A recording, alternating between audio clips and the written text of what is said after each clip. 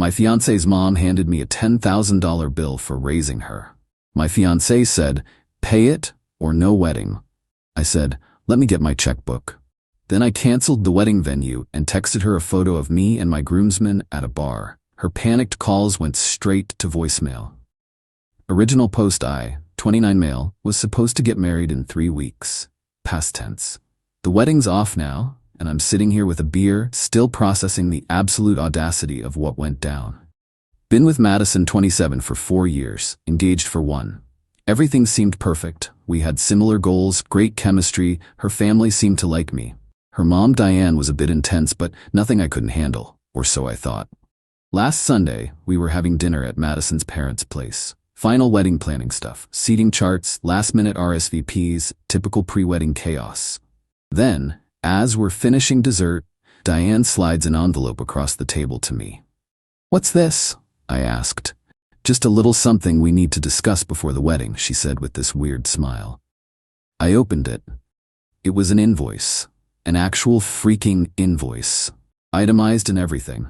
Parental investment reimbursement, food and housing, 18 years, $3,500. Private school tuition, $2,000. Dance lessons, 10 years, $1,500. College contribution, $2,000. Miscellaneous expenses, $1,000. Total due, $10,000.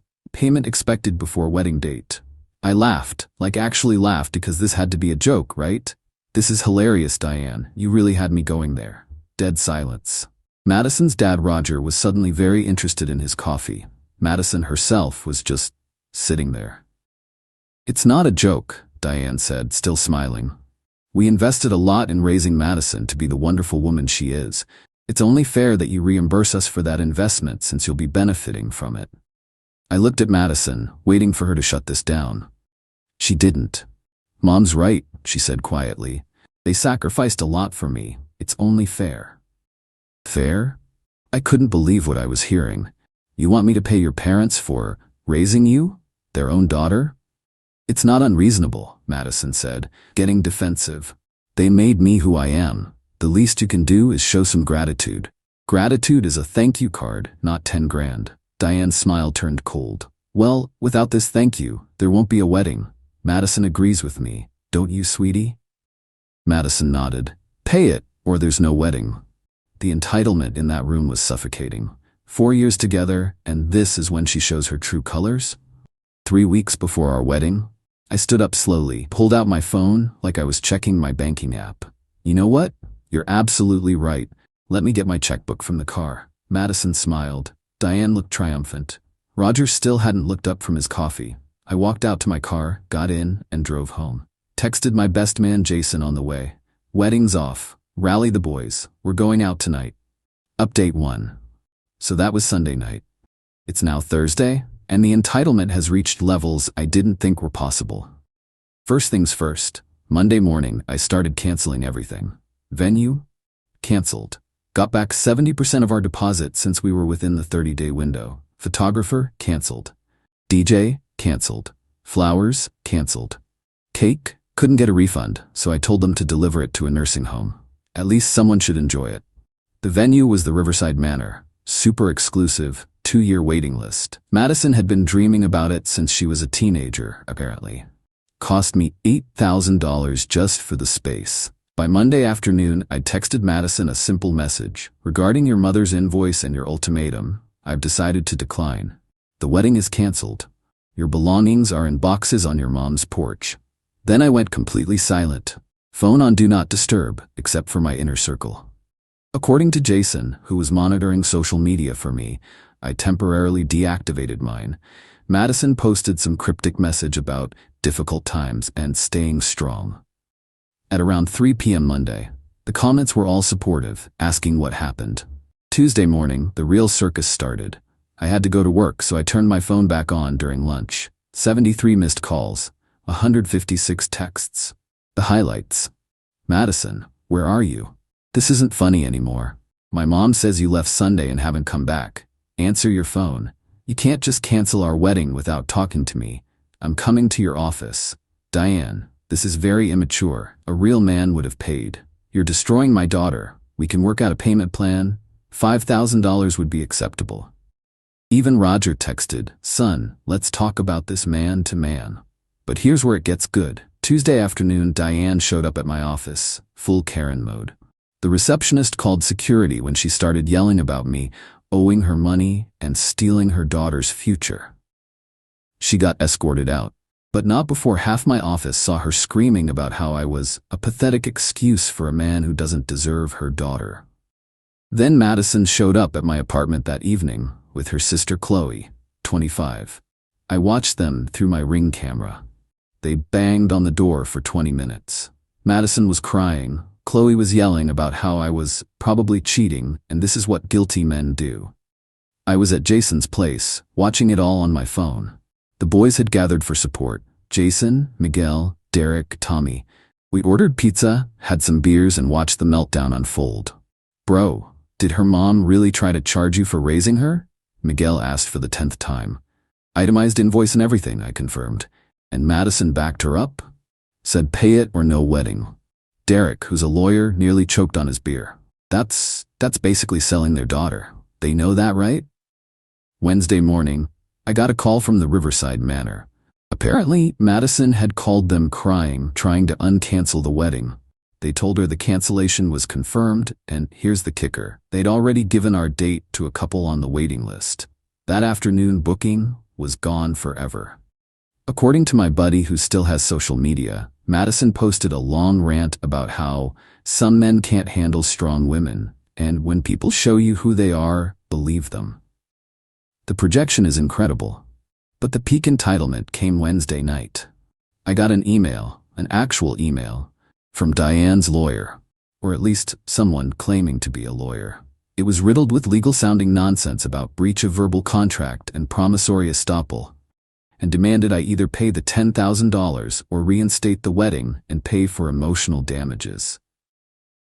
Derek looked at it and laughed. "This is either not a real lawyer or the worst lawyer in the state. This is toilet paper." Then Chloe started texting me from different numbers. I kept blocking them. "Madison's had a breakdown. She's not eating. This is your fault. Man up and fix this. Mom says you owe us at least the wedding costs back." Wait, what? They wanted me to pay them for the wedding I canceled because they tried to extort me? This morning, Thursday, I finally responded to one group text that included Madison, Diane, and Roger. To clarify, you demanded $10,000 for raising Madison. When I refused this bizarre extortion attempt, you gave an ultimatum. I chose to end the relationship rather than submit to extortion.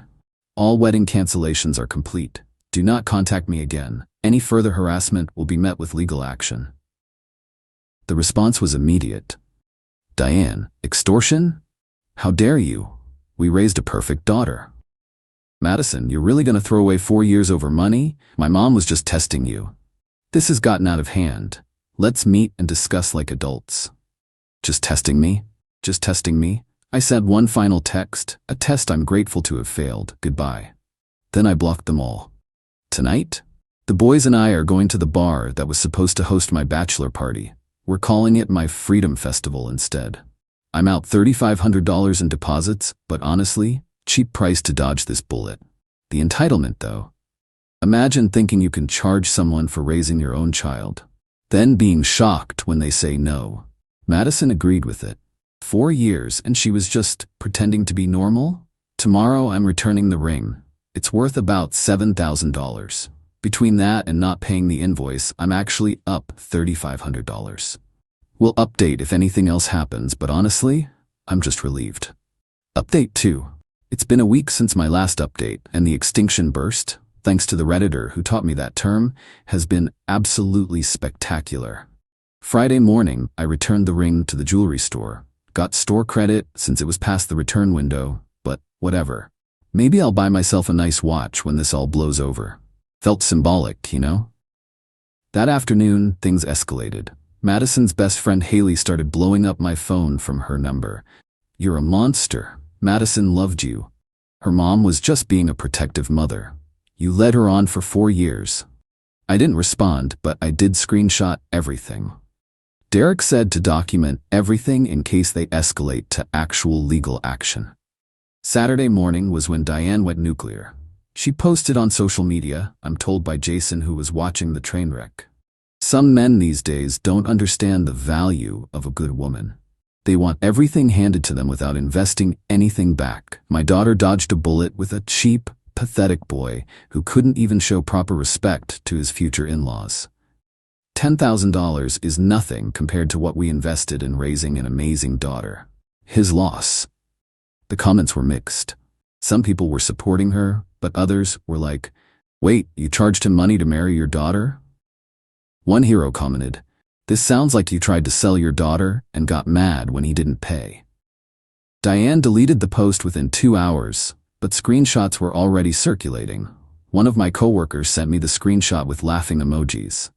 Sunday, exactly 1 week after the invoice incident, Madison did something I didn't expect. She showed up at my apartment with her dad, Roger. No Diane. It was 8 a.m. I only answered because I could see on the Ring camera that it was just the two of them. I opened the door but didn't invite them in. Roger spoke first. "Can we talk for just 5 minutes?" 2 minutes, starting now. Madison looked rough, puffy eyes, messy hair, wearing sweats. Nothing like the put-together woman I'd dated. "I'm sorry," she said quietly. "Mom's idea was insane, I see that now. You backed her up," I reminded her. "You gave me an ultimatum." I know, I was wrong, but can't we work through this? Couples therapy? Something? "Madison, you tried to extort me. It was my mom's idea, and you went along with it. You showed me who you really are. Someone who thinks I should pay to marry you." Roger cut in. "Look, Diane, she's always been difficult about money, but Madison's not like that." "She literally is, though. She said pay or no wedding." Madison started crying. "I was under pressure. Mom said if you really loved me, you'd pay without question, that it was a test of your commitment. And if you really loved me, you never would have asked." Roger tried again. "What if we forget the whole invoice thing happened? Can you also forget that I had over 200 people who were coming to a wedding that's now canceled? That I'm out thousands in deposits? That your wife tried to have me arrested for harassment when I wouldn't respond to her texts? Oh yeah, forgot to mention, Diane had actually gone to the police Thursday night, claiming I was harassing her. They looked at her evidence, my one text saying don't contact me, and basically told her to stop wasting their time. That was unfortunate, Roger admitted. "Look," I said, checking my watch. "Your 2 minutes are up. Madison, we're done. There's no coming back from this. You and your mom showed me exactly what my future would look like. Every major decision would come with a price tag and manipulation. I'm out." Madison grabbed my arm as I started to close the door. "Please, I love you." "No, you don't. You love the idea of the wedding, the lifestyle I could provide, the image. If you loved me, you never would have let your mom hand me that invoice." I closed the door. They stood outside for another 10 minutes before finally leaving. Monday and Tuesday were relatively quiet, then Wednesday hit. I got a call from the Riverside Manor. Apparently, Diane had shown up there in person, demanding they give her the date back because the cancellation was done without authorization. She claimed she was the one who paid the deposit, and therefore only she could cancel. They called me to confirm I was the sole person on the contract. I sent them the documentation and suggested they might want to ban her from the premises. They agreed. But here's the absolutely insane part that happened yesterday, Thursday. Diane sent out save the dates to all the wedding guests. New save the dates for a date 3 months from now. Same venue, which she doesn't have, same time, everything. My phone exploded. My mom called confused, asking if we'd reconciled. My cousins were texting asking what was happening. My grandmother called worried that she'd missed something. I had to send out a mass message. "Madison and I are not together. There is no wedding. Any save the dates you received were sent without my knowledge or consent. Please disregard." The fallout was immediate. Diane had apparently told everyone that we'd worked things out and the wedding was back on with a new date. Madison didn't know about it either. She called me crying, begging me to believe she wasn't involved. "My mom's lost it," she sobbed. "She's telling everyone you're just being dramatic and you'll come around." "Madison, your mom needs help. Professional help." "I know. I'm trying to get her to stop, but she won't listen to me." Not my problem anymore. But people are calling me asking about the new date. What do I tell them? The truth, that your mom is delusional and there's no wedding. Please don't do this to me. I'm not doing anything to you. This is all consequences of your family's actions. I hung up. Roger texted me late last night. I'm handling Diane. Please don't take legal action. This has been a wake-up call. I texted back. If I receive one more communication from her, or if she sends out any more false information about a wedding, I'm getting a restraining order. He replied, understood. As of this morning, Friday, it's been radio silence. Madison's social media has gone completely dark. Diane's too. Roger never had any. The boys are taking me out tonight to celebrate what would have been my bachelor party weekend. We're going to the same bar, and Jason made us all custom t-shirts that say Freedom Festival 2024 with a picture of a man running from an altar. Tacky? Yes. Do I care? No. My family's been super supportive. My mom said she never liked Diane anyway, but kept quiet because I seemed happy. My dad just said, bullet dodged, son, and offered to help me recoup the deposits through small claims court if needed. The venue coordinator actually called me yesterday to warn me that Diane had tried to book the venue under a different name for the date she'd sent out. They recognized her and declined. She apparently made a scene and security had to escort her out. Again, the entitlement is genuinely scary.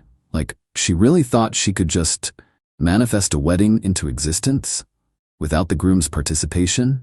I'm looking into therapy because honestly, 4 years with Madison and I never saw this coming. Were there red flags I missed? Or was she just that good at hiding her family's crazy? Either way, I'm free. $3,500 poorer, but infinitely wiser. Final update. It's been 3 weeks since everything went down. Figured I owe you all one last update because the conclusion to this saga is something. The restraining order became necessary. Despite Roger's promises, Diane escalated. She created a fake social media profile pretending to be me and started messaging vendors trying to reinstate the wedding. She contacted my employer claiming I'd stolen money from her family, the deposits I'd paid and then recouped. She even showed up at my parents' house at 11 p.m. on a Tuesday, demanding they talk sense into me. That was the final straw. Derek helped me file for a restraining order. The hearing was last week. Diane showed up in what I can only describe as mother of the bride attire. Like full formal dress, hat, the works. To a restraining order hearing. The judge's face was priceless. She tried to argue that I was the one harassing her by publicly humiliating her daughter and destroying her family's reputation. She actually brought the invoice as evidence of something. The judge looked at it and asked, "Ma'am, did you seriously try to charge this man for raising your own daughter?" "It's not unreasonable," Diane insisted. "Parents deserve compensation for their investment." The judge granted the restraining order. 1 year, no contact. Diane called him a small-minded fool and had to be escorted out. Madison wasn't there. According to Roger, who texted me an apology after the hearing, she'd moved back home and was getting help. Apparently, this whole situation made her realize how toxic her relationship with her mother was. Too little, too late, but at least she's getting therapy. The plot twist came yesterday. I got a call from an unknown number. Almost didn't answer, but something told me to pick up. It was Diane's sister, Aunt Julie.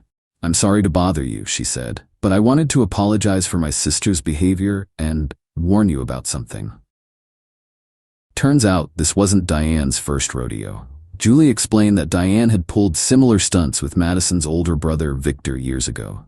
When Victor got engaged to his college girlfriend, Diane demanded they sign a contract stating they'd pay her $500 monthly for consulting on their marriage. Victor's fiancée laughed in her face. They eloped, moved across the country, and went no contact. Diane told everyone that Victor's fiancée had stolen him and was abusing him by isolating him from family. "Madison doesn't even know the real reason Victor left," Julie said. Diane's told her for years that his wife is controlling and manipulative. The irony is incredible. Julie also revealed that Roger's been living in denial for decades, always making excuses for Diane, always trying to keep the peace. Their marriage is apparently hanging by a thread now that Madison's seen the truth. "I just wanted you to know you made the right choice," Julie said, "and that you weren't crazy. Diane's been this way forever.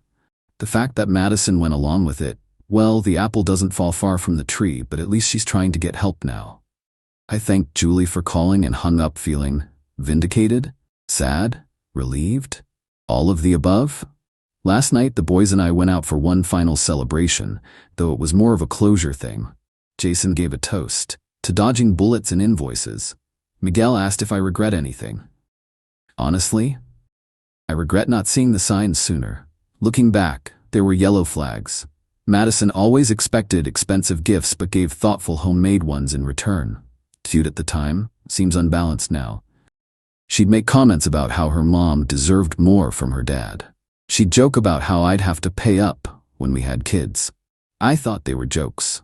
Derek, lawyer friend, calculated that between the canceled wedding, the honeymoon I'd booked, forgot to mention, 2 weeks in Greece, non-refundable, $6,000 down the drain, and various deposits, I lost about $8,500 total. But honestly, worth every penny to avoid that family. My company's been great about everything. HR actually commended me for handling Diane's disruption professionally. My boss joked that I should invoice Diane for the workplace disruption. Don't tempt me, man. As for dating, not even thinking about it right now. This whole experience has me questioning my judgment. How did I not see this coming? How did I spend 4 years with someone capable of this? My therapist, I started going, says it's not uncommon for people to hide their true selves until they feel secure in a relationship, like right before a wedding. Madison probably learned from Diane that this behavior was normal. The invoice was just their mask finally slipping.